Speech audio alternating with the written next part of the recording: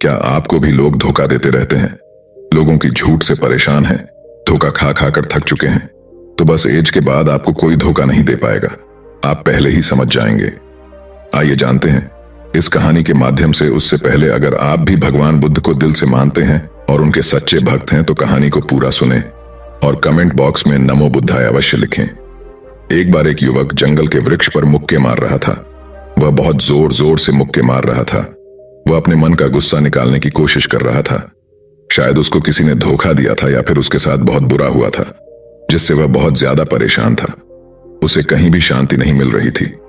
वह लगातार उस वृक्ष पर मुक्का मार रहा था, जिससे उसकी उंगलियां लहूलुहान हो चुकी थी। उसी जंगल में एक शीतल पानी का झरना था। वहां पर एक बौद्ध भिक्षु रोज संध्या के समय स्नान करने आया करते थे। यह उनका नित्य का नियम था। आज जब वह इस रास्ते से स्नान करने के लिए उस जंगल में आए तो उन्होंने देखा कि युवक जोर जोर से चीख रहा था और रो रहा था और लगातार उस वृक्ष पर मुक्के मारे जा रहा था। उस युवक के आसपास कोई मौजूद नहीं था। इससे उस भिक्षु को उस युवक की चिंता होने लगी। उसने सोचा कि अगर मैं इसे ऐसे ही अनदेखा करके चला जाऊं तो कहीं यह आत्महत्या ना कर ले। ऐसे विचार आने के बाद भी वह कुछ नहीं बोले। वह लगातार उस युवक की तरफ देखे जा रहा थे। कुछ देर तक तो उस युवक ने उस भिक्षु को नजरअंदाज किया, लेकिन कुछ देर बाद उसे अजीब सा लगने लगा। उसने सोचा ना तो ये मुझे रोक रहा है और ना ही कुछ कह रहा है, ये तो बस मुझे देखे जा रहा है। इसका क्या मतलब है? बहुत अजीब आदमी है। ऐसे ही विचार उस युवक के मन में उठने लगे। जब कुछ देर बाद भी वह भिक्षु कुछ नहीं बोला तो युवक ने अचानक से उस भिक्षु से पूछा कि महाशय, आप अपने रास्ते क्यों नहीं चले जाते? आपको क्या मतलब? आप यहां रुककर मुझे देख क्यों रहे हैं? भिक्षु ने बहुत शांत स्वर में कहा कि मैं तुम्हें रोक नहीं रहा हूं, तुमसे कुछ कह नहीं रहा हूं, तो मुझसे तुम्हें क्या परेशानी है? मेरी तरह ही यह वृक्ष, पौधे और पक्षी, यह सब तुम्हें तो देख ही रहे हैं। जब इनसे तुम्हें कोई परेशानी नहीं है तो मुझसे क्यों परेशानी है? यह सुनकर और युवक जोर से चीख कर बोला, मुझे सबसे परेशानी है, मैं सबसे नफरत करता हूं। यहां पर सब धोखेबाज गद्दार लोग रहते हैं, कोई किसी का नहीं होता। इस दुनिया में इस तरह बोलते बोलते वह फूट फूट कर रोने लगा और रोए जा रहा था और भिक्षु उसे देखे जा रहा था। वह भिक्षु उसे चुप कराने की कोशिश भी नहीं कर रहा था। यह बात तो उस युवक को और ज्यादा अजीब लगी। अब रोना बंद करके उस युवक ने सीधे होकर उस भिक्षु से कहा, आप बहुत अजीब आदमी हैं। आपके सामने कोई इंसान रो रहा और आप उसे चुप भी नहीं करा सकते। आपके मन में बिल्कुल भी संवेदना नहीं है। बहुत अजीब और कठोर हृदय वाले साधु हैं। आपको अपने साधु होने पर खेद होना चाहिए। और ऐसे ही ना जाने क्या क्या जली कटी बातें वह युवक उस भिक्षु को सुनाने लगा। कुछ देर बाद जब युवक का गुस्सा निकल चुका तब भिक्षु ने बहुत ही शांत स्वर में कहा कि आज मैं तुम्हें कंधा दे सकता हूं, तुम्हारे आंसू भी पहुंच सकता हूं, लेकिन इससे तुम्हारी समस्या का समाधान नहीं होगा। कुछ देर के लिए तुम्हारा मन शांत हो जाएगा। उसके बाद फिर वही जिंदगी, वही लोग जो तुम्हें आज कंधा देने के लिए भी तुम्हारे पास नहीं है। फिर से तुम उसी जिंदगी में लौट जाओगे। कोई तुम्हें धोखा देगा, कोई तुम्हारा फायदा उठाए और तुम अपने मन को ऐसे ही तकलीफ पहुंचाते रहोगे। तो आंसू पोंछने की बजाय तुम्हें मुझसे कुछ ज्ञान की बातें जान लेना चाहिए, जिससे तुम्हें जीवन में कोई भी धोखा ना दे सके, तुम्हारी अच्छाई का कोई भी फायदा ना उठा सके। याद रखना, आंसू पोंछने वाले तो तुम्हें बहुत मिल जाएंगे, लेकिन ध्यान और सही समझ देने वाला कभी कभी कोई इंसान मिलता है। भिक्षु ने उसे बताया कि मैं पास ही के झरने में स्नान करने के लिए जा रहा हूं। बहुत ही शीतल पानी है वहां का, अगर तुम चाहो तो तुम भी मेरे साथ चल सकते हो। यहां पर अकेले परेशान होने से अच्छा है कि तुम झरने के शीतल पानी में स्नान करो, जिससे तुम्हारा दिमाग, मन, मस्तिष्क और तुम्हारा शरीर सब कुछ पवित्र हो जाएगा। यह सुनकर वह युवक उस भिक्षु के पीछे पीछे हो लिया। जंगल के बीचों बीच रास्ता झरने की तरफ जाता था। जंगल में सन्नाटा छाया हुआ था। उनके पैरों तले सूखे पत्तों की चरमरा की आवाज पूरे जंगल में गूंज रही थी। आज पूर्णिमा की रात थी और आसमान में चांद अपनी उजली रोशनी उस जंगल में फेंक रहा था। उस रोशनी में दोनों उस झरने की तरफ चले जा रहे थे। रास्ते में चलते चलते उस युवक ने उस भिक्षु से कहा कि महात्मा, आपकी जिंदगी मस्त है, आपको किसी चीज की कोई परेशानी नहीं है। आपको पता है कि दुनिया में कैसे कैसे लोग रहते हैं, कितने धोखेबाज, कितने मक्कार, और सबसे महत्वपूर्ण बात, अपने लोग ही धोखा देते हैं जिनसे हम प्रेम करते हैं, जिनको हम अपना मानते हैं। जब उन्हीं से धोखा मिलता है तो कैसा महसूस होता है। कभी कभी तो लगता है कि भोले और दयालु लोगों के लिए यह दुनिया नहीं बनी है, ये धोखेबाज के लिए है, मक्कार के लिए है। वहीं यहां पर फलते फूलते हैं, वही आनंद से जीते हैं, और हमारे जैसे लोग जो दूसरों की सहायता करते हैं, दूसरों को अपना मानते हैं, वह हमेशा जीवन भर दुख में रहते हैं। यही जीवन की सत्यता है और यही संसार है जिसमें हमें रोज घुट घुट कर मरना होता है। गुरुदेव, आपने सही किया, ऐसी जिंदगी को त्याग दिया, पीछे रहने दिया। अब बस अपने में मस्त, किसी से कोई परेशानी नहीं है, किसी की कोई चिंता नहीं। मैं भी सोचता हूं कि मैं भी संन्यास ले लूं। यह सुनकर उस भिक्षु ने कहा कि तुम्हें क्या लगता है, सन्यासी जीवन बहुत आसान होता है? भिक्षु ने बहुत शांत स्वर में कहा कि तुम्हें तो 2 वक्त की रोटी तो शांति से मिल जाती है, हमें तो कभी कभी वह भी नसीब नहीं होती। अगर भिक्षा मिल जाती है तो हम खा लेते हैं, वरना हमें तो भूखा ही सोना पड़ी देता है। यही हमारा सन्यासी जीवन है। हमें हमेशा नीचे सोना रहता है, सिर्फ एक लंगोट में रहना होता है, चाहे कैसा भी मौसम क्यों ना हो। तो यह सब तुम्हें आसान लगता है तो तुम भी सन्यासी बन जाओ। युवक ने कहा कि आप कहते तो ठीक ही है, संघर्ष तो दोनों तरफ है, सांसारिक जीवन में भी और सन्यासी जीवन में भी। वैसे सांसारिक जीवन भी अच्छा है, लेकिन तब तक जब तक घर परिवार में सुख शांति बनी रहे, धोखा ना मिले, हमारे लोग हमारा फायदा ना उठाएं, हमसे झूठ ना बोले, हमें धोखा ना दे, तब तो जीवन जीने का आनंद होता, वरना जीवन नर्क हो जाता है। भिक्षु ने कहा, सन्यास अपने मन से लिया जाता है। जब हमारा मन कहता है कि हमें सन्यास के मार्ग पर सफलता हासिल करनी है, आगे जाना है, तो ही सन्यासी जीवन सफल हो पाता है। लेकिन तुम अपने घर से परेशान होकर, दूसरे लोगों से परेशान होकर सन्यासी बनना चाहते हो, तो तुम्हारा सन्यासी जीवन भी कभी सफल नहीं होगा। इससे अच्छा तो तुम सांसारिक जीवन में अगर कुछ तरीके, कुछ नियम अपना हो, तो दूसरे लोग तुम्हें धोखा नहीं दे पाएंगे। सबसे पहले तो यह समझो कि धोखा उन्हें ही मिलता है जो भावनात्मक रूप से कमजोर होते हैं, जिनका दिल जल्दी पिघल जाता है, जो दूसरों को दुख में नहीं देख पाते।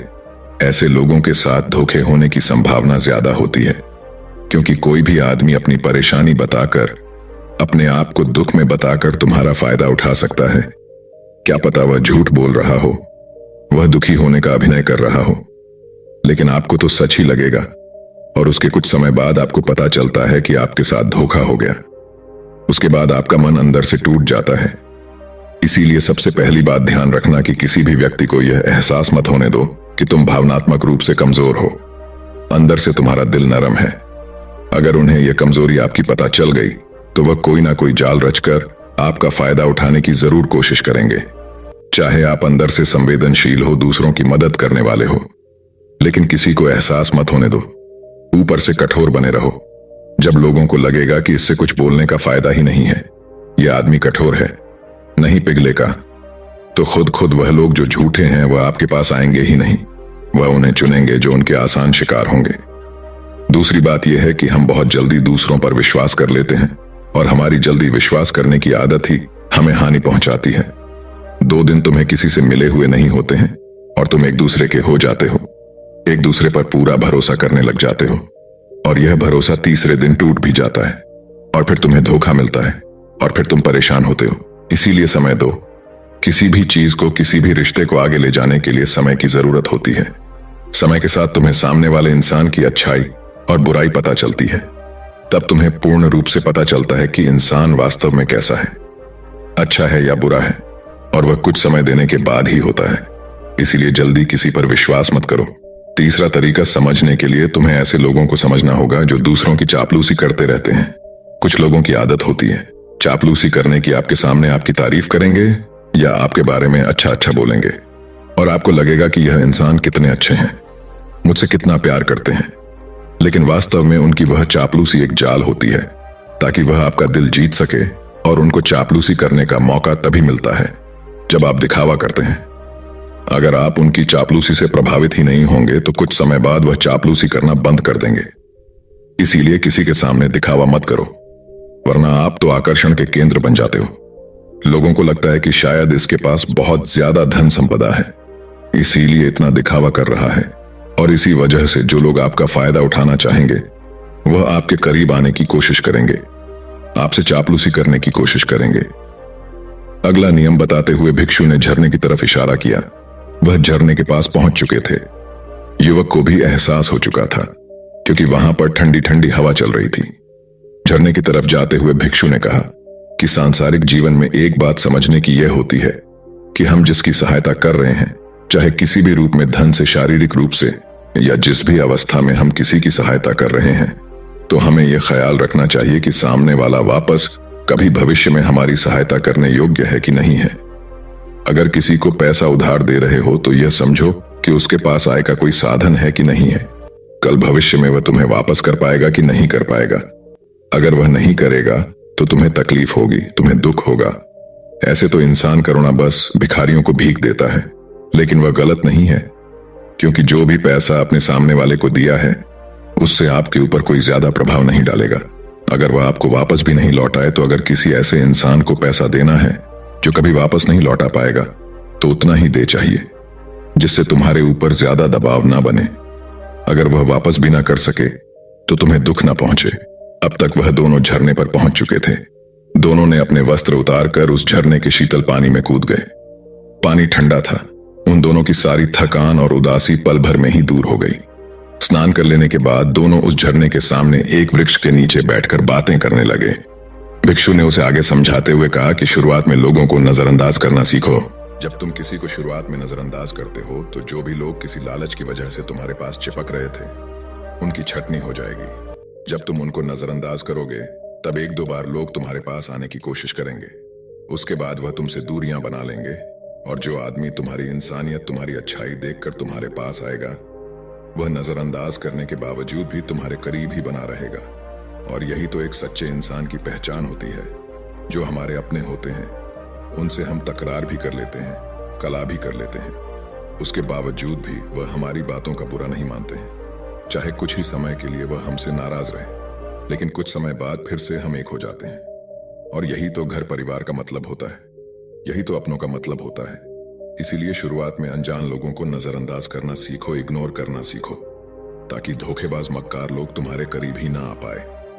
अपने इस वार्तालाप को खत्म करते हुए भिक्षु ने अपनी आखिरी और पांचवी बात बताते हुए कहा कि यह आखिरी सीख सबसे ज्यादा महत्वपूर्ण है। सब कुछ होने बाद भी तुम्हें धोखे मिल सकते हैं, लेकिन तुम अगर अपने आंख और कान और अपना दिमाग खोलकर रखते हो, अगर तुम होश में रहोगे, ध्यान करोगे, तो तुम्हें इंसान की आंखें देखते ही समझ में आ जाएगा कि उसे तुमसे क्या चाहिए।